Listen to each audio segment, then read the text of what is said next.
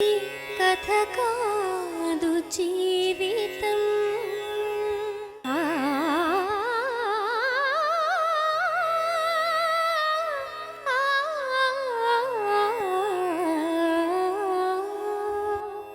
ఇది కథ కాదు. బతుకు జట్కా బండి కార్యక్రమానికి స్వాగతం.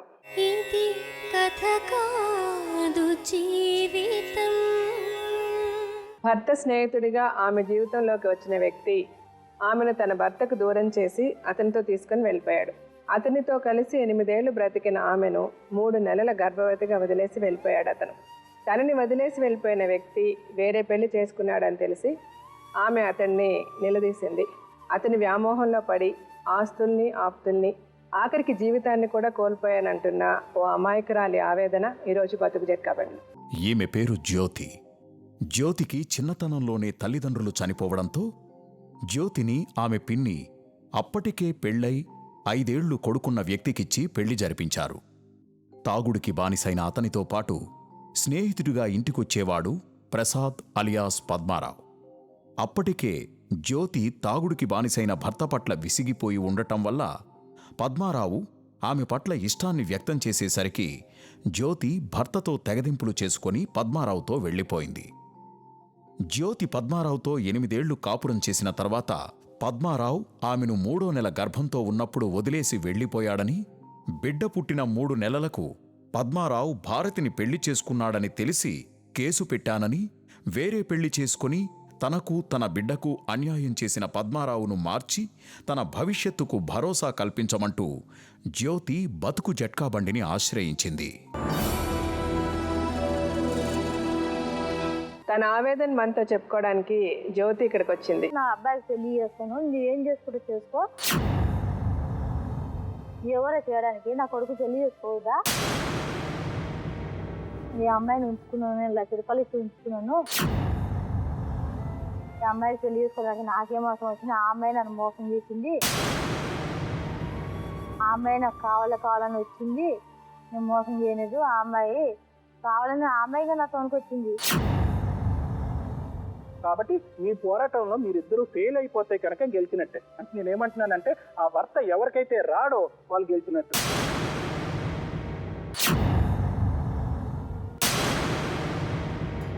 తలదించుకుంటే కొట్టేస్తాను ఇప్పుడు నేను రైట్గా చూడను. చేసినవన్నీ చేసి మళ్ళీ ఏంటి అదే యాక్షన్ ఇక్కడ వచ్చి ఎందుకు యాక్ట్ చేస్తున్నావు ఇక్కడ ఇలా తలదించుకొని ఏదో అమాయకుడిలాగా? రండి జ్యోతి.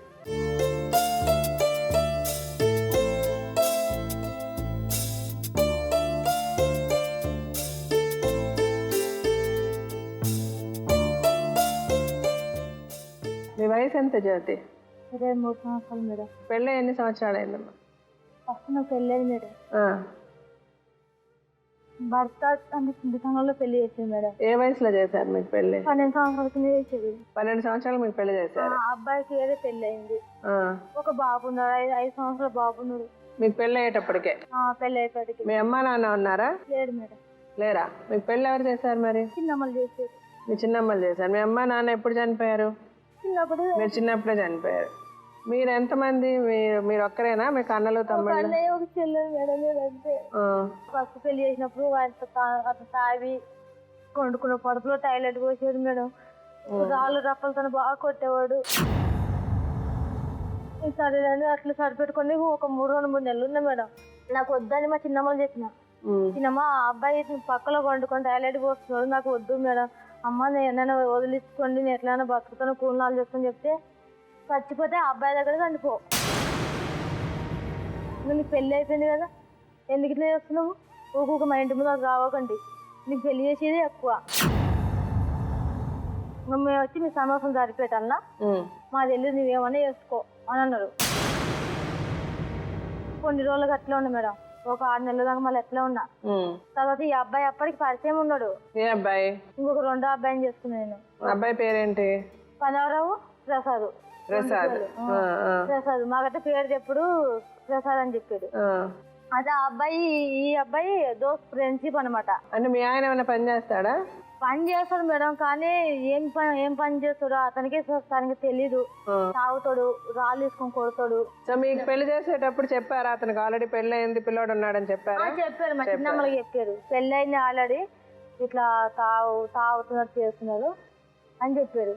అంటే పెళ్లి చేసుకుంటే మంచిగా ఉంటాడంటే, నాకు అమ్మ నాన్న లేరు కదా మేడం, ఏదో మంచిగా ఉంటాడని పెళ్లి చేశారు.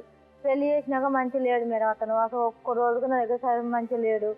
నా చిన్న ఏజ్లో కదా నేను ఆయన చూసి భయపడేదాన్ని, పక్కకు వచ్చేసేదాన్ని. ఆయన ఇంట్లో ఉంటే ఇంట్లో బయటకు వచ్చేదాన్ని, నేను ఇంట్లో ఉంటే ఆయన బయటకు వచ్చేవాడు. అట్లా నేను భయపడి ఆయనకు దగ్గర కాలేకపోయినా కొన్ని రోజులు. వద్దులేని మాకు తెలివి వచ్చినాక మెల్లమెల్లగా ఈ అబ్బాయి పరిచయం వాడు. ఆ అబ్బాయిగా అసలు సరిగ్గా లేడు మేడం. బాగా డైలీ తాగేవాడు, మూత్రం పోసి కొట్టేవాడు, రాళ్ళు రప్పలు తీసుకొని బాగా కొట్టేవాళ్ళు. మీ ఆయన? మా ఆయన. నాకు ఇంకా తీసుకొచ్చిపోయింది. తీసుకొచ్చిపోతే మా చిన్నమ్మతో చెప్పిన, చిన్నమ్మ ఆయన తాగి ఎట్లా పడితే అట్లా ఇది చేస్తున్నాడు. అదే కొడితే మీరు చెప్తే మీ చిన్నమ్మ తిట్టిందని చెప్పారుగా, మాకేం సంబంధం, నీకు పెళ్లిళ్ళు చేయడం ఎక్కువ, నువ్వు చచ్చిన బ్రతకని అక్కడే ఉండని చెప్పింది మీ చిన్నమ్మ. వాళ్ళ ఇంటి ముందు ఇంత మందు చనిపో అంటే, మందు దొరికింది మేడం చనిపోవడానికి. నాకు ఎందుకంటే తెలియదు కాబట్టి మందు దొరికిందా ఎట్లా ఆడికి ఫ్యాన్ గురేసుకోవాలని చూసిన. అని ఆయన కొట్టాడు. లేచి సాంప్రదాయం ముసలాంటి ఇట్లా ఆమె లేచేసి నీ ఎవరి కొంపలు ముంచుతావు, ఎన్ని వేసుకుంటావు, నీకు ఇష్టం లేకపోతే వెళ్ళిపో, నా కొడుకు ఇంతే ఉంటాడు, నా కొడుకు ఇట్లా తాగుతాడు, ఇట్లా ఉత్తపోస్తాడు, నా కొడుకు చేసి పల్లె ఇంత ఇష్టమైతే ఉండొచ్చు, కష్టమైతే వెళ్ళిపోవచ్చు. తర్వాత ఈ అబ్బాయి పరిచయం ఉంది మేడం, అప్పుడు మాటలు వరకు ఒక పరిచయం ఉంది కదా మాకు. నేను అనుకుని చెప్పిన వాళ్ళు ఇట్లా ఏగించుతారు, ఇట్లా తాచి పడతాడు, నేను నిన్ను పెళ్లి చేసుకుంటాను. నువ్వు ఈనాక నువ్వు మా ఆయన కావాలని నువ్వు వాడతావు మొండి పట్టు. ఈయన మంచివాడు కాడు, పెళ్ళని మస్తు కొట్టేవాడు. అందుకే నేను నిన్ను అడిగిన, నేను పెళ్లి చేసుకుంటాను, నాకు పెళ్లి కానిది కదా, నువ్వు పెళ్లి కాని అబ్బాయి కదా, తప్పుకి నీకు ఎందుకు వస్తుంది? అసలు నీ దృష్టిలో నీ పెళ్ళిక కాదు అది, చిన్న వయసులో పెళ్లి చేసేవాడు, నీ దృష్టిలో పెళ్ళిక కాదు అది, చట్ట ప్రకారంగా పనికి రాదు ఆ పెళ్ళి. ఇప్పుడు మన ఇద్దరం చేసుకుంటే మన పెళ్లి పనికొచ్చింది అంటే నువ్వు సరే అని ఇంకా కొన్ని రోజులు నాకైతే అదే తెలియదు నాయన, అసలు నాకు పెళ్ళి వద్దేమొద్దు, నేను ఎట్లా అసలు ఈ అబ్బాయి కన్నా బతుకుతాను, కష్టమో నష్టమో బతుకుతాను, నాకు వద్దు నువ్వు అని చెప్పి వెళ్ళగొట్టిన. బాగా తిట్టి వెళ్ళగొట్టినాక మళ్ళీ ఒకసారి వచ్చాడు ఇంటికి. నా ఇంటికి రావకు, నువ్వు వచ్చిన కాంచి బాగా మందు ఆపిస్తున్నావు, ఈయనకుగా వద్దు రావద్దు, నా బతుకే నేను బతుకుతాను అలాంటి చనిపోతాను, నేను పేరు మీద చనిపోతాను, కానీ నీ ఊరు నా ఇంటికి రావడానికి నేను అన్నా మేడం. రానేది మేడం, ఒక వారం అంతా రానేది. వారం తర్వాత వచ్చి ఇంకా నాకు ఒప్పించి ఎట్లా దండం పెడతాను, కాలు మొగుతాను, పెళ్లి చేసుకొని పెట్టి ఎదురుగుట్టలో వెళ్ళి పెళ్లి చేసుకున్నాం మేడం. మేము ఇద్దరం కలిసి. ఎవ్వరు లేదు మేడం, చెప్పుకోగా వెళ్ళిపోయాం మేము దొంగతనంగా ఇద్దరం కలిసి. ఇంట్లో నుంచి బయటకు వెళ్ళిపోయినా దొంగతనం పెళ్లి చేసుకున్నాం. ఒక 7 రూపాయలు ఉండే, ఒక డబ్బులు 7 రూపాయలు ఏదో చిన్న ఇట్లా తోటలాగా తెచ్చుకున్నాం, కట్టుకున్నాం, పెళ్లి చేసుకున్నాం. మంచిగా తీసుకొచ్చాడు, మళ్ళీ మంచిగా రూమ్లో పెట్టాడు. 3 బాబులు పుట్టారు. మంచిగా జీవితం జరిగిపోయింది. అట్లా 8 సంవత్సరాలు జరిగిపోయింది మా జీవితం. 8-9 సంవత్సరాలు ఈ అబ్బాయితో కలిసింది కదా. ఈ అబ్బాయితో కలిసినప్పుడు మళ్ళీ ఏమైంది, వాళ్ళ అమ్మ వాళ్ళకి తెలుసు కానీ తెలియనట్టు నాటకాలు ఆడుతుంటారు. నా అబ్బాయికి పెళ్లి చేస్తాను, నువ్వేం చేసుకుంటే చేసుకో, ఎవరో చేయడానికి, నా కొడుకు పెళ్లి చేసుకోవద్దా, నా కొడుకు పెళ్లి కానీ ఎందుకు ఇట్లా వేసి నువ్వు, నీ కొడుకు నాకెళ్ళి మొత్తం నువ్వు తావడం నేర్పించింది నా కొడుకుకి అని చెప్పేవాళ్ళు. అమ్మ నేను చేయలేదమ్మా, నీ కొడుకు వచ్చి ఇట్లా చేసాడు, నీ కొడుకు వచ్చి నా జీవితం పాలైపోయాడు, ఇట్లా 2 పిల్లలు పుట్టి చనిపోయాడు మేడం. అప్పటికి 2 పిల్లలు పుట్టి చనిపోయినప్పటికీ వాళ్ళ అమ్మ నాకు తెలుసు. పిల్లలు పుట్టారా? పుట్టారు మేడం. ఇట్లా అయితే ఎన్ని రోజులు ఉంటాం, మీ అమ్మ వాళ్ళకు ఎంతో అంత తెలుసు కదా, మనం టెంట్ ఇడుచుకొని వెళ్ళిపోతాం. మీ అమ్మ వాళ్ళ దగ్గరికి వెళ్ళిపోయినాక ఏం చేసి ఉంటే అది చేయని, కానీ ఇట్లా దొంగచాటుగా ఎన్ని రోజులు బతకాలి చెప్పు, వద్దు. ఇట్లా చూస్తే 2 బాబులు పుట్టి చనిపోయారు. వెళ్ళిపోయి ఏదైనా ఒక నిర్ణయం తీసుకున్నాం. పెద్దవాళ్ళు ఎట్లా చెప్తారు తిన్నాం. తెలిసి తెలియక వయసులో నేను తప్పు చేసిన, అప్పుడు నీకు వయసు ఉందో లేదో నాకు తెలియదు, కానీ నాకైతే వయసు లేదు మేడం. పోదాం మీ అమ్మ నాన్న దగ్గరికి వెళ్ళిపోదాం, కొట్టించుకున్నాం. లేదు మా అమ్మ నాన్న దగ్గర తీసుకెళ్తే నేను అక్కడ చంపేసిద్ది, లేదా మా అమ్మకి జబ్బు ఉంది, మా అమ్మ చచ్చిపోద్ది, నేను అక్కడ తీసుకుపోలే, నేను తీసుకుపోను, ఇట్లా ఉన్నాము. ఒక పాపన బాబు పుట్టినాక అప్పుడు డైరెక్ట్ తీసుకుపోయి నేను ఇంట్లో పెడతాను, నీకు ఎందుకు చెప్పు, అన్ని అధికారాలు నీకు ఇస్తాను, నువ్వు భయపడకు, సరేనని చెప్పిన. నమ్మితే ఇంకా మళ్ళీ ఈ బాబు పుట్టాడు, పాప పుట్టింది. కడుపుతున్నప్పుడు 3 నెలలకు నేను కేరళ పనికి పోతాను మేడం. వాళ్ళ పనికి పోతున్నాడు చెప్ప పెట్టకుండా వెళ్ళిపోయాడు మేడం. ఎందుకో ఇంకా వస్తలేడు అని చూసుకుంటూ ఉన్నా. ఫోన్లు చేసిన కొన్ని ఊళ్ళలో తెలిసిన నెంబర్లు నెల కొన్ని చేస్తే లేడమ్మా మా అబ్బాయి ఇక లేడు, మా అబ్బాయికి ఎప్పుడో పెళ్లి చేసినాం కదా, నేను ఊళ్ళో ఉన్నాడు, మా అబ్బాయి మంచిగా ఉన్నారు వాళ్ళు అని అన్నారు మేడం. నాకు ఎక్కడ సరిపోలేక మా ఇంటి పక్కన రెంటుకుంటారు మేడం, మేము రెంటుకున్నాం కదా మేడం.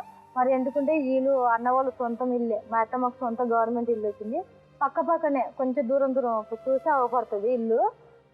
వాళ్ళకి చెప్పిన ఇట్లా సంగతి ఏంటి కానీ పోయి పోలీస్ కంప్లైంట్ ఇస్తే పోలీస్ కంప్లైంట్ వాళ్ళు మా పెద్ద బావని తీసుకొచ్చారు. మా పెద్ద బావని తీసుకొచ్చినాక ఏంటి మీ తమ్ముడు పెళ్లి చేసారంట కదా, ఈ పిల్లని ఒక పెళ్లి చేసుకున్నారు కదా మీ తమ్ముడు అంటే, నాకు పెళ్లి చేసుకోలేదు, ఈ అమ్మాయిని ఉంచుకున్నాను, నేను 1 లక్ష రూపాయలు ఇచ్చి ఉంచుకున్నాను,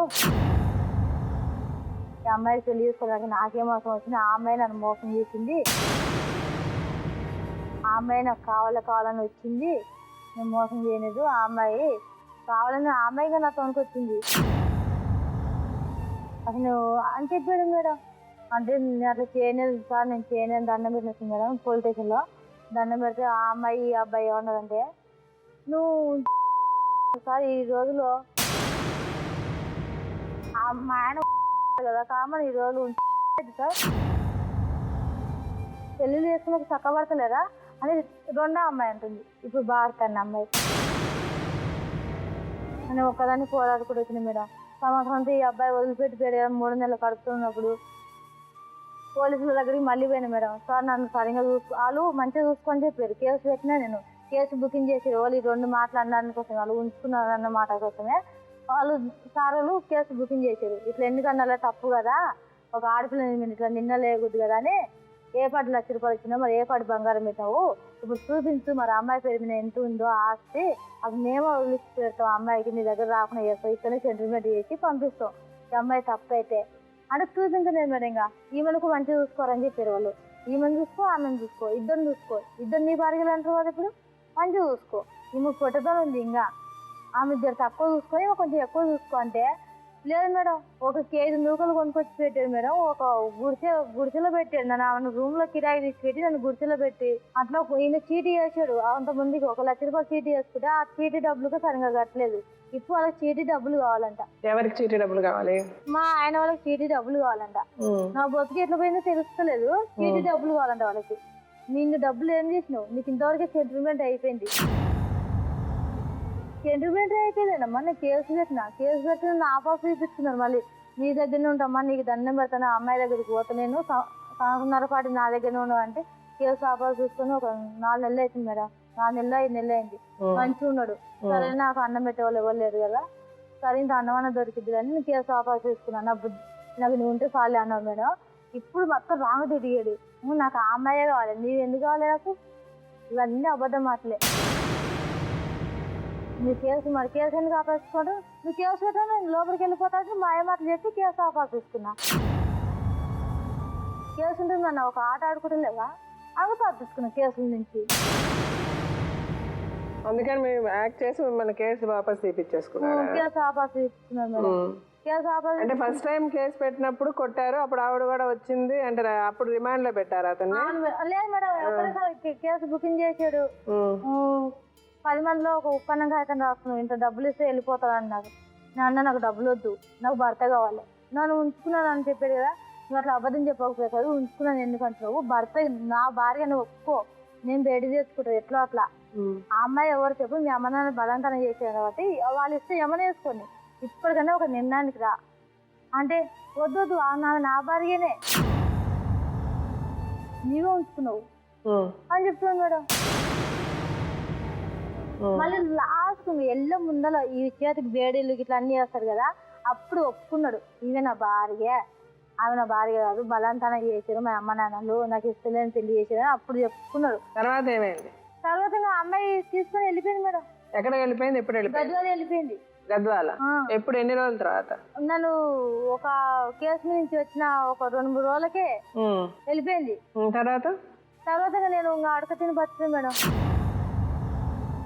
ఎన్నాళ్ళు బ్రతికారు అలాగా? అట్లా సంవత్సరం బతికే మేడం. మీ ఆయన సంవత్సరం మీ ఆయన రాలేదు మేడం. పాప పుట్టినప్పుడు కూడా రాలే? పాప పుట్టినప్పుడు రాలేదు, 3 నెలలప్పుడు వచ్చేది మేడం. పాప 3 నెలలప్పుడు అతనంతా అతనే వచ్చాడా?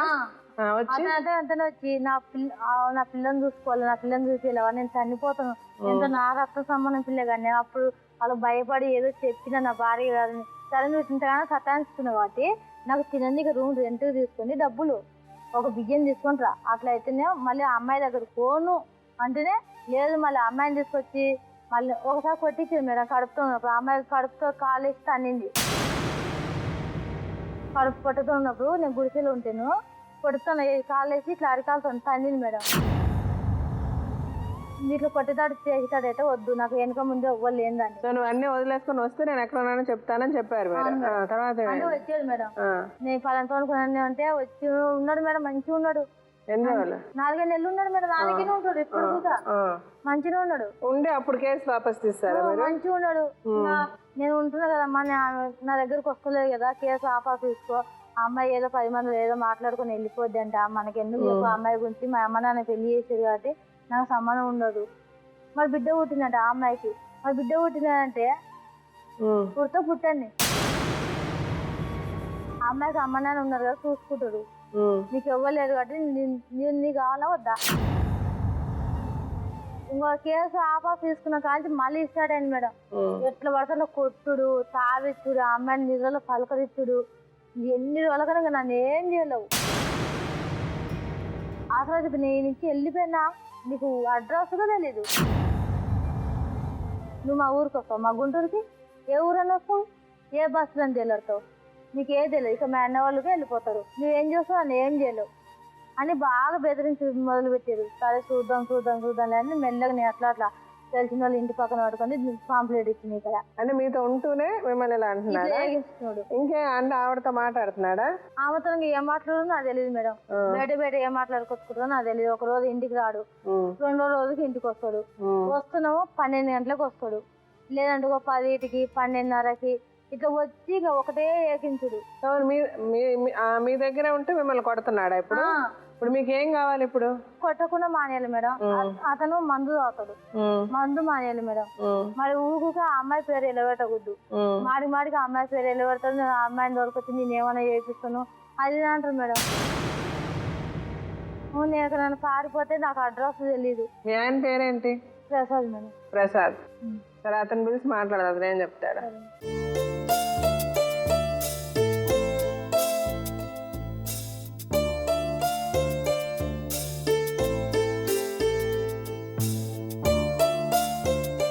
చెప్పండి ప్రసాద్ గారు, ఇప్పుడు మీకు ఆవిడకి ఉన్న ప్రాబ్లం ఏంటి చెప్పండి. ఆడుకున్న నాకు ఏం ప్రాబ్లం లేదు మేడం, కాకపోతే ఏంటంటే ఏముందో నాకు ఫస్ట్ నుంచి ఏం లేదు, నేను మామూలు టార్చర్ పెడుతున్నందుకే ఉంటున్నాను. ఈవిడ మిమ్మల్ని టార్చర్ పెడుతున్నందుకు మీరు అక్కడ ఉంటున్నారా? ఏం టార్చర్ పెడుతున్నావు? అదేమంటే పిల్లల్ని చంపుతాను నేను చస్తాను, పిల్లల్ని చంపుతాను నేను చస్తాను. ఆమె కేసు పెట్టింది, కేసు పెట్టగానే నేనేం చేశాను, ఫస్ట్ మా అమ్మ నాన్నకు తెలియకుండా వేరే మా అమ్మ నాకు తెలియదు. మీరు ఫస్ట్ ముందు నుంచి జరిగింది చెప్పండి. ఈవిడ మీకు ఎట్లా పరిచయం, మీరు ఎలా పెళ్లి చేసుకున్నారు? మేడం సర్వీస్ పని చేస్తాను, అయితే అక్కడ వాళ్ళ ఆయనతో పాటు వెళ్తాను. నేను వాళ్ళ ఆయనతో పాటు వెళ్తా ఉంటుంటే ఆయన నాకు బాగా పరిచయం అయితే ఆమె పరిచయం అయింది. అక్కడి నుంచి పరిచయం మాకు, అక్కడి నుంచి పరిచయం ఒక 2-3 సంవత్సరాలు నడిచింది. పరిచయం అయితే ఎందుకు నడవాలి?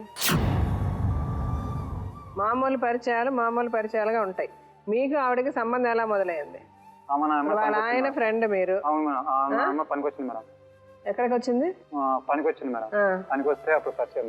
ఆవిడ పనికి వస్తే ఊరికి పనికి 100 మంది వస్తారు, అందరితో నువ్వు సంబంధం పెట్టుకుంటావా? ఇప్పుడు అమ్మాయితో నువ్వు వాళ్ళ అమ్మాయికి వాళ్ళ ఆయనకి సరిగ్గా లేదు, వాళ్ళ ఆయన సరిగ్గా లేడని చెప్పి నువ్వు వాళ్ళ ఇంటికి వెళ్ళడాలు తాగడాలు ఇవన్నీ చేసి ఆ అమ్మాయి నువ్వు పెళ్లి చేసుకుంటానని చెప్పి కదా తీసుకొని బయటకు వెళ్ళి పెళ్లి చేసుకున్నావు. పెళ్లి అవ్వలేదు మేడం, పెళ్లి అవ్వలేదు. యాదగిరి గుట్లేళ్ళు చేసుకున్నావా లేదా పెళ్లి? మరి ఏం చేసావు? పెళ్లి అవ్వకుండా వాళ్ళ అమ్మాయి మొగుడు దగ్గర నుంచి తీసుకెళ్ళిపోయావా? ఎందుకు తీసుకెళ్ళా వాళ్ళ అమ్మాయి మొగుడు దగ్గర?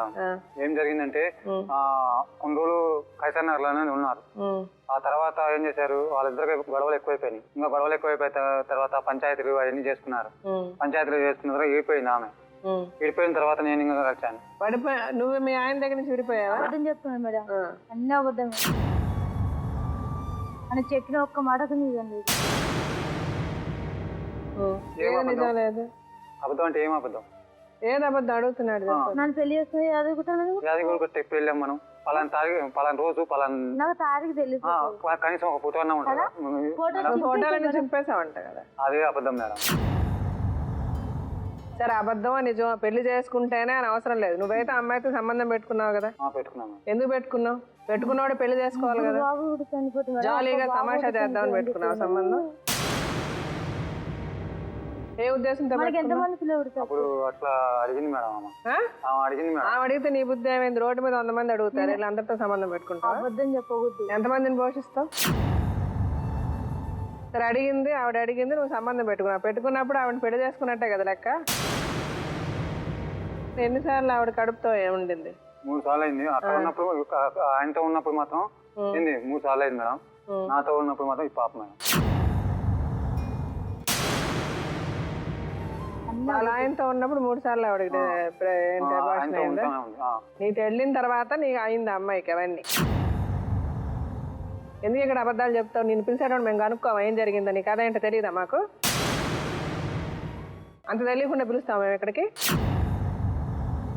తీసుకెళ్ళి నీకు ఇష్టం వచ్చిన అన్నాళ్ళు ఆడుకున్నావు. మీ అమ్మ నాన్న వద్దని చెప్తే ఇంకొక అమ్మాయిని పెళ్లి చేసుకున్నావు. వెళ్ళి మళ్ళీ అక్కడ అమ్మాయితో తిరుగుతున్నావు. మళ్ళీ వచ్చి అమ్మాయి దగ్గర ఉంటావు. మరి పోలీస్ స్టేషన్లో కంప్లైంట్ ఇచ్చిందని కంప్లైంట్ వాపస్ తీపిచ్చావు. అంత నీ ఇష్టానికే జరగాలి. అది ఏంటంటే భరిస్తుంది. ఇంకా ఏనాడుగా బుద్ధి తెలుసుకున్న అతనికి వస్తాడేమో. ఇంకా నేను ఎందుకంటే వీధిలో పోయి బతకలేను. ఈ రోజుల కాలాలు మంచి లేవని ఇంకా ఆయనకే నమ్ముకొని ఉంటాను మేడం. నువ్వు మాట్లాడకమ్మా. నువ్వు చేసిన ఏదైనా పద్ధతిగా చేసావా? ఆడపిల్లలు చేసే పద్ధతిలో చేసావా ఏదన్నా? మళ్ళీ అడిగితే నాకు ఎవరు లేరు అందుకే నేను ఇలా చేసి, ఎవరు లేరన్న మాటని ఏదో పనులు చేయాల్సిన అవసరం లే. ఎవరు లేరని కాబట్టి ఏదో పనులు చేశానని చెప్పద్దు దయచేసి ఎవరు. అందరికీ చాలా మంది మీలాగా అనాథలు ఉన్నారు. మర్యాదగా గౌరవంగా బ్రతకాలి. మీరు బ్రతికారా గౌరవంగా మర్యాదగా? మరి అదే మరి ఈ పరిస్థితి ఎందుకు వచ్చింది? మరి ఇప్పుడు నీ అభిప్రాయం ఏంటి? ఇప్పుడు ఏం చేయాలంటే ఆ పిల్ల ఎవరికి పుట్టింది? నీ కూతురే కదా, తిరిగావు కదా ఆవిడతో. ఏ ఉద్దేశంతో ఈవిడిని ఉంచుకొని ఇంకో పెళ్లి చేసుకున్నావు నువ్వు? ఏమేమందంట మేడం, ఫస్ట్ లో ఆయనతో ఉన్నప్పుడు ఒక తాడు ఇస్తే నేను వెళ్ళిపోతాను అనంది. ఏం తాడిస్తే?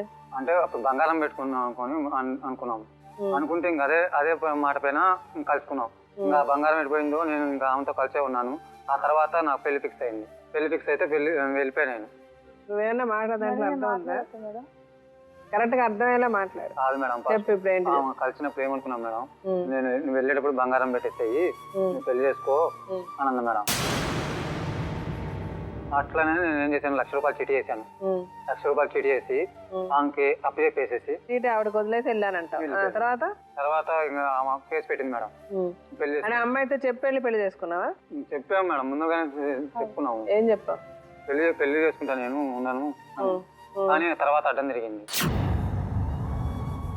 నువ్వు నీ ఉద్దేశం నువ్వు చెప్పడం ఏంటంటే, నేను నీతో తిరుగుతా, ఉన్నంతకాలం నీతో ఉంటా, నేను వదిలించుకుంటా, చీటీ కట్టో లేకపోతే బంగారం ఇచ్చో లేకపోతే వంకాయలు ఇచ్చో గుమ్మడికాయలు ఇచ్చో నేను వదిలించుకుంటా, నేను ఇంకో పెళ్లి చేసుకుంటా, నువ్వు నోరు మూసుకొని ఉండాలని చెప్పి అమ్మాయితో సంబంధం పెట్టుకున్నాను అంటావు. అంతేనా?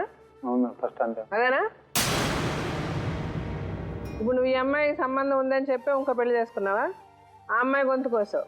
ఇప్పుడు నీ ఉద్దేశం ఏంటి? నువ్వు ఎవరితో ఉన్నావు? ఇప్పుడు ఎవరితో ఉండేది కాదు మేడం, ఇదేంది నాకు ఏదన్నా ఒక జీవితం కావాలి మేడం. ఇప్పుడు జీవితం కావాలంటే నువ్వు ఎవరితో ఉండాలి? న్యాయంగా అయితే భారత్తో ఉండాలి మేడం. ఏ భార్యతో ఉండాలి? భారత్ ఎట్లా ఉంటావు? ఈవిడేంటి, ఈవిడ చేసిన అన్యాయం, ఈవిడ తాళి కట్టలేదు కాబట్టి నువ్వు ఆవిడ మొగుడు పెళ్ళం కదా నీకు? కాదు మేడం, అట్లా కాదు. ఎందుకు న్యాయంగా భారత్తో ఉండాలి, ఎందుకు ఈవిడతో ఉండకూడదు? నాకు తెలిసి తెలియకుండా ఎవరు తప్పు చేస్తారు? తెలిసి తెలియకపోవడం ఒకటి తెలిసి చేయాలి లేదా తెలియక చేయాలి. తెలిసి తెలియక చేయడం ఏంటి? నాకు దానికి ముందు అర్థం చెప్పు. తప్పు చేసినందుకు ఫస్ట్ నాకు అర్థం చెప్పు. నువ్వు ఈ సామెతలు వాడుకోకండి, అర్థమవుతుందా? తెలిసి తెలియక ఏంది? ఒకటి తెలియాలి లేదా తెలియకుండా ఉండాలి. తెలిసి తెలియకుండా చేయడం ఏంటి? దానికి ముందు నువ్వు నాకు అర్థం చెప్పి ఆ తర్వాత నువ్వు ఎలా తెలిసి తెలియకుండా చేసావు చెప్పు. గొంతు కోసాను కాబట్టి ఏదో ఈ అమ్మాయిని ఎందుకు నువ్వు వదిలేయాలనుకుంటున్నావు? నాకు అది రీజన్ చెప్పు. అంటే కేవలం అమ్మాయి మెడలో తాళి కట్టలేదన్న ఒకే రీజనా? మరి ఏంటి? అప్పుడు బాగున్న అమ్మాయి ఇప్పుడు ఎందుకు బాగాలేదు? అప్పుడు బాగుందని కాదు మేడం, మరి బాగోకుండా సరదాగా చేసావా? ఏమనుకున్నామంటే మేడం, నేను పెళ్లి చేసేసుకుంటాను అని చెప్పారు మేడం. అట్లని నేను మునిగాను కానీ లేకపోతే నా జీవితం నాశనం చేసుకున్నాను కాదు మేడం. అంటే నువ్వు పెళ్లి చేసేసుకుంటానంటే ఆ అమ్మాయి ఉన్న కష్టాన్ని చూసి, ఆ అమ్మాయి ఉన్న అమాయకత్వాన్ని చూసి ఆ అమ్మాయిని వాడుకోవడమే కదా. అది కరెక్ట్ అలా అడగడం? అంటే ఆ అమ్మాయి కష్టంలో ఉందని ఆ అమ్మాయిని వాడుకోవడం. ఆ అమ్మాయి ఉన్న కష్టంలో ఒప్పుకుంటుంది అని నువ్వు వాడుకున్నావు. కానీ అమ్మాయి మంచిగా చేసింది ఇప్పుడు నీకు. ఇప్పుడు ఆ అమ్మాయి నిన్ను ఎందుకు వదలాలి? ఇప్పుడు ఒప్పుకున్నావు కదా నువ్వు చేసినవన్నీ. ఇంకా అసలు ఇప్పుడు కాదని చెప్పడానికి కూడా లేదు. ఇంతకు ముందనే నువ్వేం చేసావు వాడికి తెలియదు. ఇప్పుడు ఈ ప్రోగ్రామ్ తర్వాత నువ్వేం చేసావు అందరికీ తెలుసు. ఎవరన్నా నువ్వు చేసింది కరెక్ట్ అంటారా? మీ ఆవిడ కూడా వచ్చిందా? ఇంకొక ఆవిడ, రెండో ఆవిడ, ఆవిడ పేరేంటి? ఆవిడని కూడా పిలిచి మాట్లాడిన తర్వాత మీ సంగతి ఏం చెయ్యాలి, ఏం చేస్తే కరెక్ట్ అన్నది నేను మాట్లాడతా.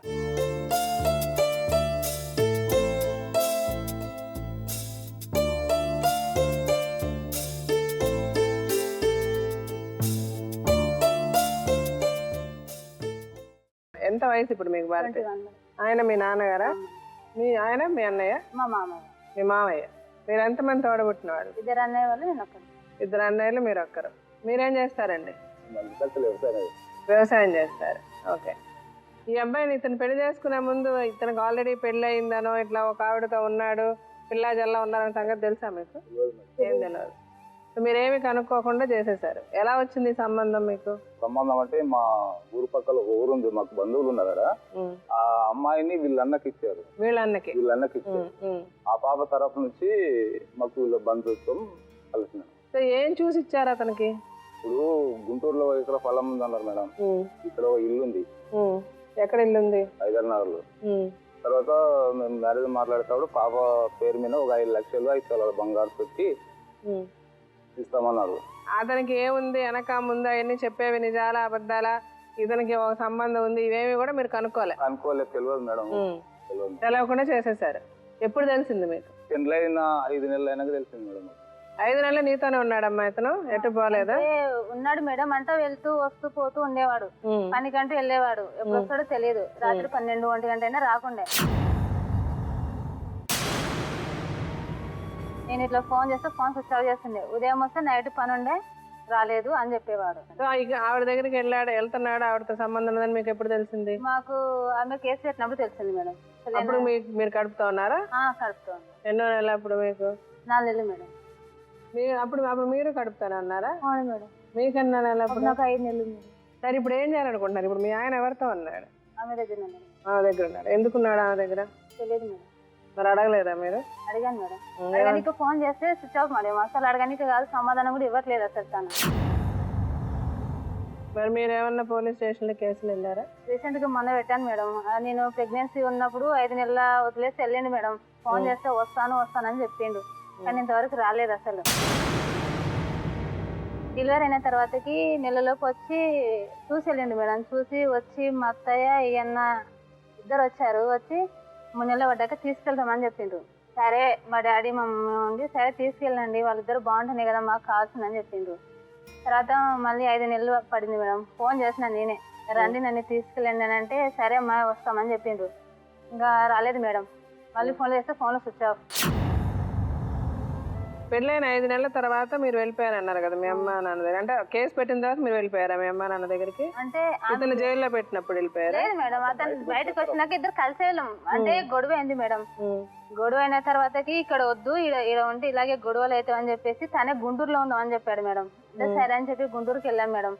అక్కడ వారం ఉన్నాక ఆమె కేసు పెట్టింది కదా, ఆమె స్టేసి ఉండే. స్టేజ్కి వచ్చింది మేడం. స్టేజ్కి వచ్చి 15 రోజుల దాకా రాలేదు మేడం. ఇంకా నేను అక్కడ ఏడుస్తూ కూర్చుంటే మా బావ వాళ్ళు అందరు ఫోన్ చేస్తే వచ్చాడు మేడం. వచ్చి ఇక్కడ కూడా వద్దు, మనం గద్వాల వెళ్ళి గద్వాల బతికేద్దాం, అక్కడికి వెళ్ళాం మా అమ్మాయి వాళ్ళ దగ్గర ఉందామని చెప్పింది మేడం. సరే అని చెప్పేసి వెళ్ళాం మేడం. అక్కడ 10 రోజులు ఉన్నాడు, ఇంకా అయిపోయి నేను బాత్రూమ్ పోయేస్తా అని చెప్పేసి వెళ్ళి ఇంతవరకు రాలేదు మేడం. డెలివరీ టైంలో పోతే ఫోన్ అని చెప్పేసి నేను కూడా ఏమనుకోలేదు మేడం. డెలివరీ టైం కదా ఇప్పుడు ఏముంది అని చెప్పేసి ఏమనలేదు. ఇంకా అప్పుడు తర్వాత మీ పాప పుట్టాక వచ్చాడు. పాప పుట్టాక నేను ఫోన్ చేస్తే వచ్చాడు మేడం. అప్పుడు ఎందుకు వెళ్ళిపోయావయ్యా 10 రోజుల్లో చెప్పబెట్టకుండా? అక్కడ ఏం పని లేదు మేడం చేయడానికి. ఎవరు తీసుకెళ్లారు గద్వాలు? ఆవిడ తీసుకెళ్తే నువ్వు తీసుకెళ్ళి? నేనే వెళ్ళాను మేడం. మరి నువ్వు తీసుకెళ్ళి నువ్వు చెప్పబెట్టకుండా వచ్చేస్తావా? గొడవలు అన్నీ ఉన్నాయని అక్కడికి నేనే వెళ్ళాను. గొడవలు ఉన్నావు కరెక్ట్ అయ్యా, ఆవిడతో చెప్పాల్సిన అవసరం ఉందా లేదా? ఉంది మేడం. ఇప్పుడు నువ్వు ఏది కరెక్ట్ చేస్తావు చెప్పు నీ జీవితంలో? ఆవిడని వదిలేసి వెళ్ళావు, ఈవిడ్ని వదిలేసి వచ్చావు, ఇప్పుడు ఎక్కడో ఉన్నానంట, వారానికి వెళ్ళి పిల్లని చూసుకుంటున్నానంటావు. ఆవిడ పిల్లని చూసావు మరి సంవత్సరం? మరి అది నీకు పుట్టిన పిల్లే కదా అది. మరి ఆవిడని ఎందుకు చూడలే, ఆ పాపని ఎందుకు చూడలే? ఇప్పుడు ఇద్దరు జీవితాలతో ఆడుకునే వాళ్ళు, ఆ అమ్మాయి ఉన్నప్పుడు బంగారు లేక ఉండొచ్చు కదా మేడం. మళ్ళీ ఇంకో అదే చెప్తున్నాను అతనికి. ఇప్పుడు బంగారు లేక పాప ఉంది కదా, ఆ అమ్మాయి దగ్గర పెట్టుకొని ఇంకా ఈ అమ్మాయి జీవితాలతో ఎంతమంది జీవితాలతో ఆడుతున్నాను. వీళ్ళిద్దరు కూడా వదిలేసి ఇంకెవరన్నట్టు కూడా పోతావు. మీతో చెప్పి వెళ్ళాడు అమ్మాయి దగ్గరికి, మళ్ళీ పెళ్లి చేసుకున్నాక మరి ఇక్కడనే ఉండాలిగా. బాత్రూమ్కి వెళ్తానని పారిపోయినాడు, రేపెళ్ళి ఇంకో చోటకి వెళ్తానని చెప్పి ఇంకొకరితో వెళ్ళడానికి ఏంటి?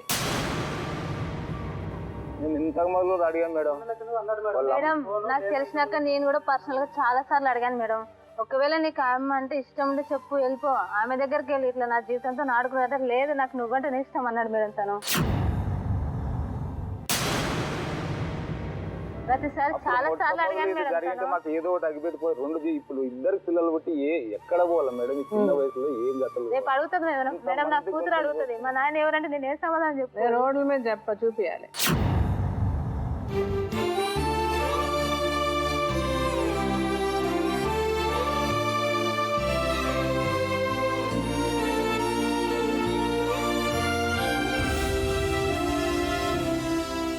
ఇప్పుడు ఏం చేయాలనుకుంటున్నారు మీరు చెప్పండి. మీరే చెప్పాలా మేడం, నేనేం చెప్తున్నా? నేను చెప్తా. అసలు మీ మనసులో ఏముంది? బాధ్యత అన్ని ఏగి 3-4 ఏళ్ళ కంటే ఏగి ఎర్రమట్ల కలిసి మీ దగ్గరకు వచ్చినాము. మీతో పాటు ఆడపిల్లలు ఏం చేయాలనుకున్నారు ఆయన అడిగి మరి ఏం చేస్తారు? ఒక్కటే కాదు, ఒక పిల్ల ఒక జీవితం, అక్కడ ఒక జీవితం, అక్కడ ఒక పిల్ల. సరే ఇప్పుడు నేను డాక్టర్ గాని లాయర్ గాని పిలుస్తానండి. వాళ్ళిద్దరు చెప్పింది విన్న తర్వాత మనం ఏం చేద్దామని ఒక డెసిషన్ తీసుకున్నాం.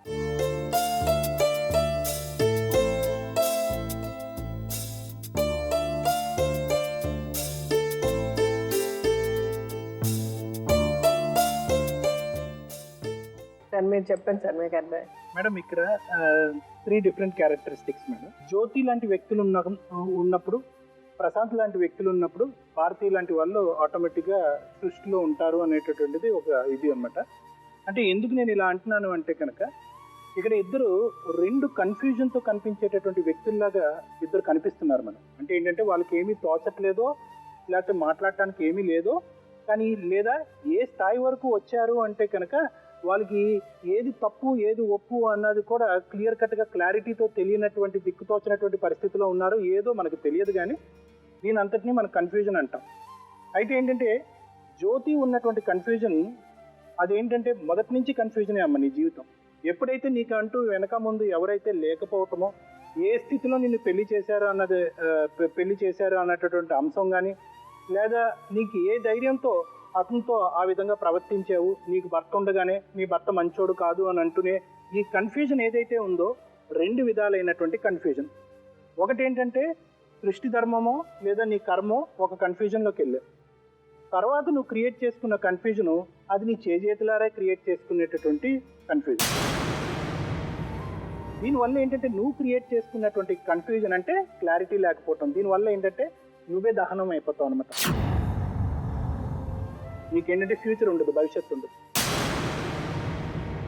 అదే ప్రసాద్ విషయానికి వస్తే కనుక అతను కన్ఫ్యూజన్గా కనిపించినా కూడా అతనికి ఏమవదు, పక్క వాళ్ళు పోతారు. అంటే ఏంటంటే అతను ఆలోచన శైలి, అతను వ్యవహరించేటటువంటి పద్ధతి కానీ, అతను తీసుకునేటటువంటి నిర్ణయాలు కానీ అతని సంతోషానికి సుఖానికి ఉపయోగపడతాయి కానీ పక్కన వాళ్ళని నాశనం చేయడానికి దారి తీస్తూ ఉంటాయి. అయితే మేడం ఇటువంటి జ్యోతి లాంటి వ్యక్తులు సమాజంలో ఎందుకు ఉంటారు అంటే కనుక కీలక నిర్ణయాలు తీసుకునేటప్పుడు తల్లిదండ్రులుగా కానీ ఇంటి పెద్దలుగా కానీ మార్గదర్శకాలు చెప్పేటటువంటి కానీ దారి చూపేటటువంటి వ్యక్తులు కానీ ఇది తప్పు ఒప్పు అని చెప్పేటటువంటి వాళ్ళు ముఖ్యంగా లేకపోవటం వల్ల ఇది అందరికీ ఇప్పుడు నీ జీవిత కథ అంతా వింటూ ఉంటే మనందరికీ ఇదంతా తెలుస్తుంది. అయితే ఏంటంటే నువ్వు ఒక చిన్న మాటతో ఇదంతా ఏమీ లేనట్టు నీ వ్యవహారం అంతా కూడా అమాయకత్వంతో నిండినట్టు చెప్తున్నావు అమ్మా. అంటే ఏంటంటే మేడం నాకేమీ తెలియదు అని అంటున్నావు. వాస్తవానికి నీకేమీ తెలియదు కాదమ్మా, నీకన్నీ తెలుసు. నీ జీవితం గతంలో ఎలా ఉందో, ఇప్పుడు ఎలా ఉందో, రేపొద్దున ఎలా ఉంటుందో అన్నది నీకు సినిమా కనిపించినట్టే కనిపిస్తుంది. ఎందుకంటే నువ్వు 9 సంవత్సరాల పాటు ఉన్నటువంటి వ్యక్తి, ఎవరినైతే నువ్వు తప్పుదోవలో వెళ్ళి ఎంచుకున్నావో ప్రసాద్ అనేటటువంటి వ్యక్తి, అతను నీ జీవితాన్ని మార్గదర్శకుడిగా మారిపోతాడు. అంటే ఏంటంటే ఒక తప్పుదోవలో పట్టుకెళ్ళిపోయేటటువంటి వ్యక్తి. నీకేమీ తెలియదు కాదు, నీకన్నీ తెలుసు. కానీ ఇక్కడ ఉన్నటువంటి సమస్య ఏంటంటే దిక్కు తోచినటువంటి సమస్య. అంటే ఏం చేయాలో తెలియదు, ఏంటో తెలియదు కాదు, ఏం చేయాలో బోధపడట్లేదు, తెలియట్లేదు. ఎందుకు ఏం చేయాలో తెలియట్లేదు అంటే కనుక నీ చుట్టూరు పద్మవ్యూహం లాగా కష్టాలు ఉన్నాయి. ఒక ఆడపిల్ల, ఒక పాప, దానికి తోడు ఏంటంటే తినటానికి తిండి లేదు.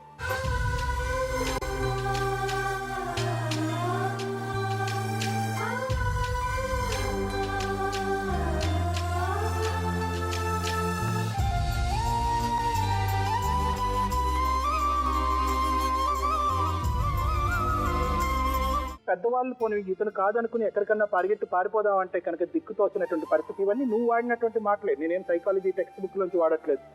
తిండి లేదు, బ్రతుకు తెరువు లేదు, నా వెంట ఎవరూ లేరు, ఈ 3 మాటలు నువ్వు ఉపయోగించావు. అయితే ఏంటంటే ఇక్కడ గమనించవలసినటువంటి విషయం, నీ పక్కనున్నటువంటి వ్యక్తి నిజంగా అంత ఆదర్శవంతుడు అయితే కనుక ఈ 3 అంశాలు నీ జీవితాంతం నీ వెన్నంటూ ఉంటూ చూసుకునేటటువంటి అవకాశం ఉంది. నువ్వు ఏం ఆలోచించి ఏం ఊహించుకుని ఏ పద్ధతిలో అతను ఈ 3 తిండి లేకపోవటం కానీ, లేదా దిక్కు తెచ్చగినటువంటి పరిస్థితి కానీ, లేదంటే వెంటంటూ ఉండి కాపాడేటటువంటి వ్యక్తిగా అతని జీవితాంతం 9 సంవత్సరాలు కాపురం చేసిన తర్వాత ఇలా వెన్నుపోటు పడుతున్నటువంటి వ్యక్తి రేపొద్దు నువ్వు ఏ గ్యారంటీతో అతను కావాలి అని అనుకుంటున్నావు. అంటే ఏంటంటేనమ్మా, ఈ రోజు కాకపోయినా, ఎందుకంటే ప్రసాద్ యొక్క వ్యక్తిత్వం గురించి కూడా చెప్తాను, రేపటి రోజైనా కూడా ప్రసాద్ ఇదే పరిస్థితిలోకి వెళ్ళేటటువంటి అవకాశం ఉంటుంది. ఇంకో భారతీయ లాంటి వ్యక్తినో లేకపోతే ఇంకో వ్యక్తినో తీసుకొచ్చేటటువంటి అవకాశం ఉంటుంది. అది ఎందుకు అలా జరుగుతుంది అన్నది నేను చెప్తానమ్మా. సో ఇక్కడ ముఖ్యమైనటువంటి 2 క్యారెక్టర్స్, ఒకటి జ్యోతి, రెండోది ప్రసాద్. జ్యోతి గురించి చెప్పాను, ఇప్పుడు ప్రసాద్ గురించి చెప్తాను.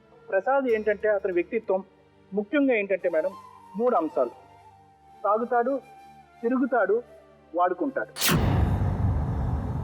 ఈ 3 అంశాలు కొంతమంది మనుషులకి మనం యూజువల్గా వాడుతూ ఉంటాం. తాగుతాడు, తిరుగుతాడు, వాడుకుంటాడు అంటే ఏంటంటే కనుక ఒక పద్ధతి వ్యవహారం లేనటువంటి మనిషి. ఎందుకు నేను ఇంత ఇలా చెప్తున్నాను అంటే కనుక నువ్వు ఏ విధంగా అయితే కనుక నీకెక్కడా కూడా నీ శైలిని కానీ నీ యాటిట్యూడ్ని చూసి కానీ మాకెక్కడా కూడా సానుభూతి రావట్లేదు. ఇన్ఫాక్ట్ చాలా కోపం వస్తుంది. నిజంగా వాస్తవానికి ఏంటంటే నీలాంటి వ్యక్తులు చచ్చిపోరు, చంపేస్తారు, మానసికంగా మనుషులు చంపేస్తారు. ఎందుకు మానసికంగా చంపేస్తారు అంటే కనుక నీలో ఉండేటటువంటి 3 గుణాల గురించి నేను చెప్పాను ఇందాక. ఈ 3 గుణాల్లో ముఖ్యమైనటువంటి అంశం ఏంటంటే కనుక సైకలాజికల్గా అవతల వ్యక్తి ఉండేటటువంటి స్థానాన్ని నువ్వు ఊహించుకోలేకపోవటం, ఆలోచించుకోలేకపోవటం. ప్రతి సందర్భంలో నేను బాధపడుతున్నాను, నేను కష్టపడుతున్నాను అని అనుకోవటమే తప్ప పక్క వాళ్ళు ఏదైనా అపాయం కలుగుతుందా, నా వల్ల వాళ్ళకి ఏమైనా హాని కలుగుతుందా, నాకు పుట్టబోయేటటువంటి పిల్లలకి ఏమైనా జరుగుతుందా, ఇన్నిసార్లు గర్భం దాల్చినటువంటి స్త్రీకి పదే అబార్షన్ చేయించడం కానీ తీయించడం కానీ చేస్తే కనుక వాళ్ళ ప్రాణాలకు ఏమైనా సంకట కలుగుతుందా, రేపొద్దున 2 స్త్రీల్ని బజార్లో పడేసినప్పుడు వాళ్ళ జీవితాలు ఏంటి అనేటటువంటి ప్రశ్నావళి ఏదైతే ఉన్నదో ఒక 7th స్టాండర్డ్లో ఉండేటటువంటి అబ్బాయి కూడా ఆలోచిస్తాడేమో కానీ ప్రసాద్ మాత్రం ఆలోచించలేకపోతున్నాడు. అంటే ఇంత వయసు వచ్చాక కూడా మీరు ఆలోచించలేకపోతున్నారంటే కనుక ఆ స్థాయి తెలివితేటలు మీకు లేవనా, లేకపోతే ఉన్నా వాడట్లేదనా, లేదా మీ మీద మీరు సానుభూతి చూసుకుంటున్నారన్నా. ఇక్కడ 3వ అంశం చాలా ఇంపార్టెంట్. మీ మీద మీరు సానుభూతి చూపెట్టుకుంటున్నారు. ఇక్కడ నాకు కావాల్సినటువంటి ముఖ్యమైనటువంటి అంశం ఏంటంటే ఇంత జరిగిన తర్వాత ప్రసాద్కి రియలైజేషన్ వచ్చిందా, అవగాహన కలిగిందా అంటే కనుక అవగాహన కలగటానికి 3 అంశాలు ఉంటాయంట సైకాలజీలో. ఒకటి, నేనేం తప్పు చేశాను, నెంబర్ 1. తప్పు చేసిన తర్వాత నేను తప్పు చేసినటువంటి ఎవరికైతే అన్యాయం చేశానో వాళ్ళ దగ్గరికి వెళ్ళి నేను క్షమాపణ అడిగానా లేదా, నెంబర్ 2. నెంబర్ 3 ఏంటంటే నేను తప్పు చేసినటువంటి వాళ్ళు ఎవరైతే ఉన్నారో వాళ్ళకి నేను దారి చూపెట్టగలనా, అంటే జ్యోతికి కానీ భారతికి కానీ వాళ్ళు పుట్టినటువంటి పిల్లలకి కానీ నేను దారి చూపెట్టగలను. ఈ 3 అంశాలు నో నో నో మీ ఇష్యూలు. కాబట్టి నేనేమనుకుంటున్నానంటే కనుక ఇప్పటికైనా కూడా నీకు తెలివి వచ్చిందనో, నువ్వు తెలుసుకున్నావనో, లేదా నువ్వు బాధపడుతున్నావనో, రేపొద్దున నువ్వు ఇలాంటి పని చేయవనో గ్యారంటీ అయితే లేదు.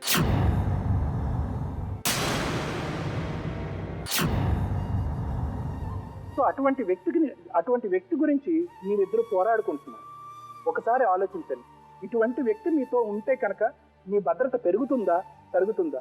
నేనుంటే మాత్రం నేను ఒకటైతే చెప్తాను, భద్రత తరిగిపోతుంది. ఎందుకంటే రేపటి రోజు ఈ మనిషి ఎక్కడికి వెళ్ళిపోతాడో, ఎవరితో వెళ్ళిపోతారో అని చెప్పి ఆచి తూచి రేత్రనగా పవలనగా మీరు కాపాడుకుంటూ అతను కూర్చునేటప్పటికి మీకు తెల్లారిపోతుంది. సో ఒక్కసారి మీరు ఆలోచించవలసింది ఏంటంటే, భర్త అనేటటువంటి సోషల్ సింబల్, సమాజంలో ఒక సింబల్ గురించి మీరు పోరాడి పడుతున్నారు, కానీ నిజంగా మీకు దారి చూపెట్టేటువంటి వ్యక్తి గురించి కానీ, లేకపోతే మీలో ఉండేటటువంటి అభద్రత తీసేసేటటువంటి వ్యక్తి గురించి కానీ, రేపొద్దున మీకు కష్టం రానటువంటి వ్యక్తి గురించి కానీ మీరు పోరాడట్లేదు.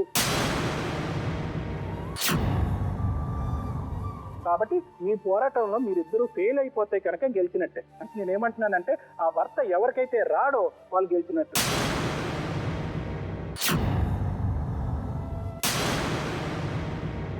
భారతి విషయానికి వస్తే సింపుల్గా ఏం చెప్పాలి అంటే మేడం, ఇప్పుడు ఆ అమ్మాయికి దిక్కుతోచినటువంటి పరిస్థితి, ఈ దిక్కుతోచినటువంటి పరిస్థితి క్రియేట్ చేసింది ఎవరు? ఇద్దరు దిక్కుతోచినటువంటి పరిస్థితిలో ఉన్న వాళ్ళు ఇద్దరు. అంటే మీ ఇద్దరు దిక్కుతోచినటువంటి పరిస్థితికి మీరు కారణం, ప్లస్ ఆ అమ్మాయి దిక్కుతోచినటువంటి పరిస్థితికి కూడా మీరిద్దరే కారణం. సో ఈ మొత్తం అంశంలో మనం కొద్ది సానుభూతి చూపెట్టాలన్నా, జాలి చూపెట్టాలన్నా ఆ అమ్మాయి వైపే చూపెట్టాలి. దాంతోపాటు మీ ఇద్దరు పిల్లలకి జరిగేటటువంటి అన్యాయాన్ని మనం కొంతవరకు అయినా కూడా చల్లార్చగలిగితే కనుక, వాళ్ళిద్దరికి దారి చూపెట్టగలిగితే కనుక మనం చేసేటటువంటి కార్యక్రమంలో ఒక విధమైనటువంటి మంచి నిర్ణయం తీసుకునేటటువంటి వాళ్ళం. మేడం, ఇక్కడ డిఫరెంట్ కేసెస్ ఉన్నాయి. మరి వాళ్ళు కేసులు వేసాము, ఏం కేసులు వేసాము అనేది మీరు వివరంగా ఏం చెప్పలేదు madam. Section 420 of IPC, 498A and 494 of IPC and 506 అంటే ఇన్ని సీరియస్ సెక్షన్స్ మీ ఆవిడ మీ మీద మీరు చేసుకోన్న అమ్మాయిని మాత్రం క్షమించేసింది. కాకపోతే ఈ 494లో ఈ భారతి కూడా ఒక పార్ట్ అవుతుంది. ఎందుకంటే చాలా ఆర్భాటంగా పెళ్లి చేసుకున్నారు, ఫోటోలు అవన్నీ కూడా చూపించారు కదా. మీరు తెలిసి చేసుకున్నా తెలియక చేసుకున్నా కూడా లా అనేది ఒక గొప్పది అని మేము ప్రతిసారి ఎందుకంటామంటే, ఈ దీంట్లో మాత్రం ఆమె నేను లీగల్లీ వెడ్డెడ్ వైఫ్ని, మేము ఇద్దరం కలిసి పెళ్లి చేసుకున్నాము, నా భర్త రెండో పెళ్లి చేసుకున్నారు అన్న అంశం మీదనే ఈ కేసు అనేది బుక్ అయింది. అంటే ఆయన పీకల్లో ఉచ్చులు మునిగిపోయాడు. ఆయన ఇంకా మీకు ఏదైనా ఎక్స్ప్లెనేషన్ ఇవ్వాలి అని అనుకుంటే అది ఏంటంటే, నేను రెండు వైపులా న్యాయం చేస్తాను అంటే అది కుదరదు. ఎందుకంటే ఆల్రెడీ ఆమె వైఫ్.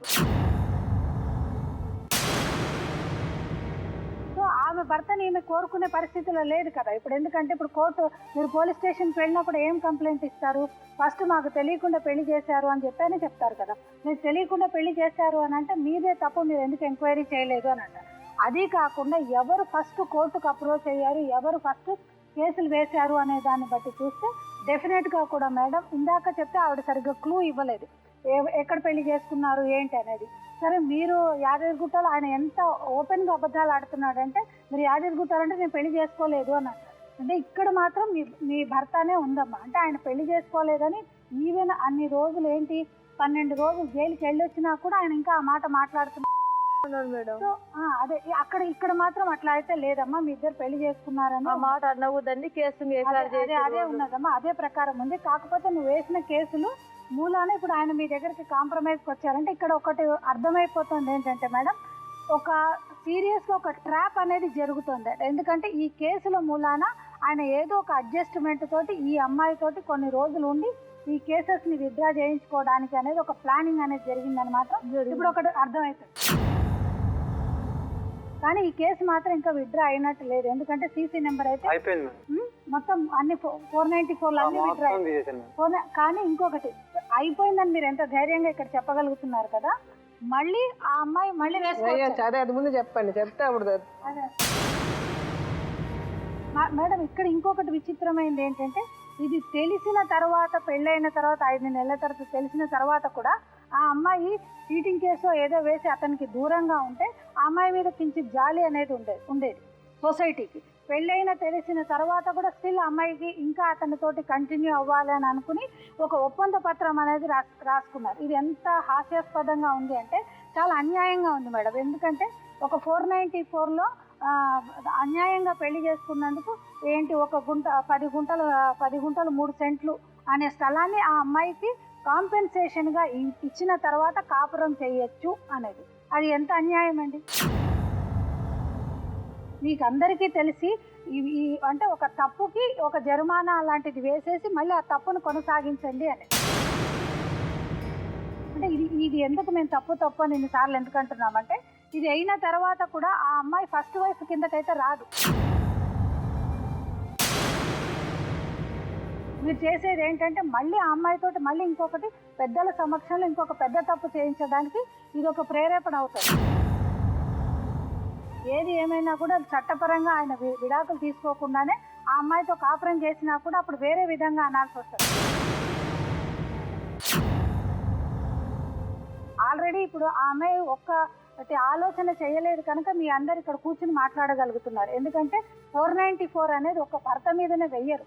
అది రాంగ్గా కూడా అంటే మనము వ్యవస్థని క్వశ్చన్ చేయకూడదు కనుక మేము ఓపెన్గా చెప్పట్లేదు. ఎప్పుడైతే రెండో పెళ్లి చేసుకున్నాడు అంటే ఎవరిని చేసుకున్నారు, ఎలా చేసుకున్నారు, ఎవరు దీనికి ప్రేరేపించారు అనేవన్నీ కూడా వస్తాయి కదా. అలాంటప్పుడు కూడా చట్టపరంగా మీరందరూ కూడా దోషులు అవుతారు. అందుకోసం ఒక్కసారి మీరు ఆలోచించండి. ఈమె చట్టపరంగా విడిపోయిన భార్య కాదు, ఇంకా ఆమె భార్య కనుక ఆయన దగ్గర నుంచి వచ్చేసి ఆమె దగ్గర కాపురం చేసినా కూడా మీరు వేరే విధంగా అవుతారు అంతే తప్ప అది ఇది ప్రేరేపించి రాయించారు అని అంటే మాత్రం ఇది కరెక్ట్ కాదు మేడం. ఏం చేయాలనుకుంటున్నాను ఇప్పుడు? ఏం చేయాలనుకుంటున్నావు? ఏ చెప్పు, తలదించుకొని కూర్చుంటే ఏంటి? ఏం చేయాలనుకుంటున్నావు? నాకు ఏమొద్దు మేడం. అమ్మాయిని వద్దని చెప్పేస్తే ఈ అమ్మాయి పెళ్లి కాపురం చేద్దాం అనుకుంటున్నావా? ఆ అమ్మాయి కావాలని కాదు మేడం, ఆ అమ్మాయి కావాలనట్లేదు మేడం. కాకపోతే తెలియక ఊపిలో దిగిపోయాయి మేడం. తెలియక ఊబిలోకి దిగిపోయాడు. ఊబిలోకి పాలు దాకా పసిపిల్లాడేవు నువ్వు. అక్కడ తెలియక ఊబిలోకి దిగిపోయావు. ఎక్కడికెందుకు దింపావు? సిగ్గులేదు మాట్లాడడానికి. ఇప్పుడు మీరేంటండి, మీరేం సెటిల్మెంట్ చేసుకోవాలనుకుంటున్నారు చెప్పు? చట్టపరంగా అతను ఆవిడ భర్తే, ప్లస్ మీ ఈ అమ్మాయి కన్నా తండ్రి ఉన్నాడు, లేకపోతే మా ఉన్నారు, చుట్టాలు ఉన్నారు, ఇంకోటి ఉన్నా అంత. ఆ అమ్మాయికి వెనక ముందు ఎవరు లేరు. సో అతని అవసరం అమ్మాయికే ఎక్కువ ఉంది ఈ అమ్మాయి కంటే. మీకు కూడా ఆడపిల్లలే కదా, నేను అక్కడ చెప్పాను ఇక్కడ చెప్పాను. మీతో ఆడపిల్లలు, మీ తోటి వాళ్ళు, మీ బిడ్డలు అనుకొని మీకు ఏం న్యాయం చేస్తే మీరే చేయండి. కానీ భూమి మీద ఇటువంటి కొంతమంది సీట్లు ఆడపిల్ల జీవితాలతో ఆడుకుంటున్నారో మరి పెద్ద అలా చేస్తూనే ఉంటారు, ఇలా పడుతూనే ఉంటారు. వీళ్ళిద్దరు పోయినా పర్వాలేదు మేడం. అటువంటి వాళ్ళకి శిక్షలు ఇట్లా కాదు, జీవితంలో ఇంకో తప్పు చేయనట్టు శిక్షలు పడాలి. అలా తెలివిగా కేసెస్ విత్డ్రా చేయించేసుకున్నాడు ఆయన. నీ దగ్గర ఉన్నారంటే ఒకటే, ఇంట్లో మనం కుక్కల్ని బెల్ట్ వేసి కట్టేసి ఇంట్లో పెట్టుకుంటాం కదా, అలా నువ్వు పెట్టుకోవాలి. అప్పుడైతే ఉంటాడేమో, లేకపోతే ఉంటాడని నమ్మకం ఉందా నీకు?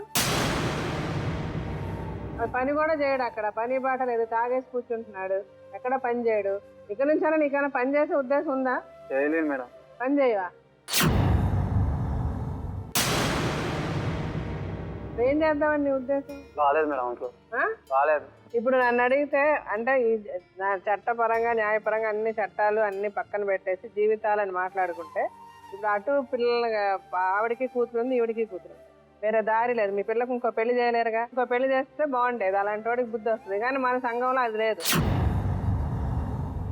మగవాడు ఎన్ని డ్రామాలన్నా ఆడొచ్చు, ఎన్ని పెళ్ళిళ్ళన్నా చేసుకోవచ్చు, కానీ ఆడపిల్లకి మటుకు ఇంకో పెళ్లి చేయకూడదు. 100 ప్రశ్నలు అడుగుతారు. ఎప్పుడు ఇది మారద్దా మనకు తెలియదు. మనం ఇలా ఏడుస్తూ కూర్చున్నంతకాలం అది మారదన్న సంగతి మీకు తెలియదు. అది ఏ ఆస్తి అయితే ఉందో అతని పేరు మీద అతనికి వాటా ఏదైతే వస్తుందో అది ఆ పిల్లకి ఈ పిల్లకి ఈక్వల్గా చెందాలి. అది రాసి ఇవ్వాలి. ఇప్పుడు నువ్వు అర్థమవుతుందా? తలదించుకుంటే కొట్టేస్తాను ఇప్పుడు నేను. స్ట్రైట్గా చూడు, దేశం వెళ్ళి ఏంటి అదే యాక్షన్ ఇక్కడ వచ్చి ఎందుకు యాక్ట్ చేస్తున్నావు ఇక్కడ ఇలా తలదించుకొని ఏదో అమాయకుల్లాగా? నీ పేరు మీద ఏ ఆస్తి అయితే ఉందో ఆ ఆస్తి ఆ పాప పేరు మీద, వీళ్ళ పాప పేరు మీద, ఇద్దరి పేరు మీద నీకు వచ్చే వాటా ఈక్వల్గా రాయాలి. ఇద్దరిని చూసుకో. నువ్వు అడుగు తినేవాళ్ళలాగా యాక్ట్ చేయకు. ఇక్కడికి వచ్చి పని చేయి. మగవాడు అన్నాక పని చేస్తేనే మగవాడు, బతికి వేస్ట్. నీకు చేతనైన దాంట్లో ఇద్దరిని చూసుకో, ఇద్దరిని సమానంగా చూసుకో. వద్దా? సూపర్. అప్పుడు వదిలేసి అమ్మాయికి వద్దంటే అమ్మాయి బుద్ధి వచ్చింది. మళ్ళీ ఇద్దరికి నెత్తుకొత్తుల్లో కూడా మళ్ళీ ఎందుకు మేడం అది? బెస్ట్. ఈ దీని ప్రకారమే వాళ్ళని అడ్జస్ట్మెంట్ చేసేస్తాం. ఇంకోటి మేడం, మీరు ఆయనకు చెప్పండి, ఏది ఏమైనా కూడా వీళ్ళు మన మాట ఆయన మాత్రం ఆపరేషన్ చేయిస్తే ఇంకొక ప్రాబ్లం సాల్వ్ మనం వెళ్ళకుండా రాకుండా ఉంటుంది. చేయించుకోమా ముందెళ్ళి ఆపరేషన్ చేయించుకోవాలి ఫస్ట్ కండిషన్ నువ్వు రాయాలి. ఎందుకంటే ఇంకొక జ్యోతిలోను ఇంకొక భారతీయులు రాకుండా. అవునా? మేము కొంచెం ఆడదాకని కాపాడదలుచుకో. వెళ్ళి ఆ అమ్మాయితో ఉండు. నీ భార్య ఆవిడే, నీ కూతురు ఆ అమ్మాయే. ఇప్పుడు ఈ అమ్మాయి నేను వద్దంటుంది. So happy. ఆ అమ్మాయికి అర్థమైంది. నేను చాలా హ్యాపీ ఫీల్ అవుతున్నాను ఆ అమ్మాయి విషయంలో. కనీసం ఈ అమ్మాయి కన్నా కొంచెం తెలివి ఉంది. అలాగే మేడం, ఆల్రెడీ వీళ్ళకి 494 అనేది బుక్ అయింది కదా, దీని ప్రకారం ఆ అమ్మాయి అతను ఆస్తులు వాళ్ళ తండ్రి ఆస్తులు ఈ అమ్మాయికి వచ్చేటట్టు. తర్వాత ఇతను అమ్మాయితో ఎటువంటి సంబంధం పెట్టుకోదు. తర్వాత మోసపూరితంగా నేను పెళ్లి చేసుకున్నాను కనుక ఆ అమ్మాయికి మళ్ళీ రేపొద్దున పెళ్లి చేసినా కూడా నాకేం అబ్జెక్షన్ లేదు అని చెప్పడానికి. ఎందుకంటే ఇతను మళ్ళీ ఆ అమ్మాయిని డిస్టర్బ్ చేసే అవకాశాలు ఉంటాయి. ఈ ఎంఓయూ మీరు చూపించడం మూలన రేపొద్దున, ఎందుకంటే లీగల్గా అమ్మాయి డైవర్స్ తీసుకోలేదు కనుక ఈ ఎంఓయూ మీరు చూపించి అబ్బాయితో మేము విడిపోయాం ఈ ఒప్పంద ప్రకారం అని చూపించడానికి ఒక లీగల్ పేపర్ ఇక్కడ. ఇప్పుడు నువ్వు ఇవన్నీ రాయాలి. ఆ అమ్మాయికి నీకే సంబంధం లేదు. ఓకేనా? ఆ అమ్మాయికి వాళ్ళు ఇంకో పెళ్లి చేసినా ఏం చేసినా నీకే రైట్ లేదు అడగడానికి. సో నీ పేరు మీద నీ వాటా అనేది ఏదైతే వస్తుందో ఆల్రెడీ రాసిన ప్రకారం ఆ అమ్మాయి పేరు మీద రాసిచ్చేయాలి. మీ అమ్మ నాన్న ఇప్పుడే రాసిచ్చేయాలి. అలాగే ఇప్పుడు మాకు క్లియర్గా రాసిచ్చాయి. ఆ అమ్మాయి ఇష్టం, మీ ఇద్దరు సంబంధం అన్నది. ఆ అమ్మాయి నువ్వు వద్దంటే నువ్వు వెళ్ళకూడదు, అమ్మాయి చూడొద్దంటే చూడకూడదు. ఆ అమ్మాయి ఇష్టం వచ్చినట్టు ఆ అమ్మాయి అమ్మాయి బతుకుద్ది. నీకే రైటు లేదు. మా ఫోన్ నెంబర్లు, నా పర్సనల్ నెంబర్ కూడా ఇస్తా. అమ్మాయికి అర్ధరాత్రి నాకు ఫోన్ చేస్తారు. వాళ్ళు తీసుకుని నేను దగ్గర నేను లోపల పెట్టిస్తాను. నీ అమ్మా నాన్నని ఒప్పించే బాధ్యత నీది. వెళ్ళిన వెంటనే వాళ్ళ రిజిస్ట్రేషన్ అమ్మాయి మీద వాళ్ళు ఏదైతే ఒప్పుకున్నారో అది ఆ పిల్ల మీద అమ్మాయి మీద రిజిస్ట్రేషన్ చేస్తేనే మీరు బయట ఉండేది. లేకపోతే మీ అమ్మా నాన్నతో సహా అందరూ లోపల ఉంటారు. అలాగే ఈ అమ్మాయి మీద చేయత్తడం, ఈ అమ్మాయిని తిట్టడం, ఈ అమ్మాయిని కొట్టడం చేస్తే కూడా అదే పరిస్థితి. ఈ అమ్మాయి అదే కేసు రీఓపెన్ చేస్తుంది, అదే కేసు పెడుతుంది. మళ్ళీ అప్పుడు కూడా నువ్వు లోపలే ఉంటావు. ఈ అమ్మాయిని జాగ్రత్తగా, ఈ అమ్మాయి పుట్టిన బిడ్డని జాగ్రత్తగా చూసుకొని నీకు చేత నేను పని చేసుకొని ఒక మనిషిలా బ్రతుకు ఇక నుంచి అయినా. పెళ్ళప్పుడు ఇచ్చినాం కదా కట్నము, అది ఇస్తారా మేడం? ఇప్పుడు ఏం కట్నం ఇచ్చారు మీరు? మీరు కేసు వేసినప్పుడు అన్ని అడగండి. ఎందుకు ఇవ్వరు?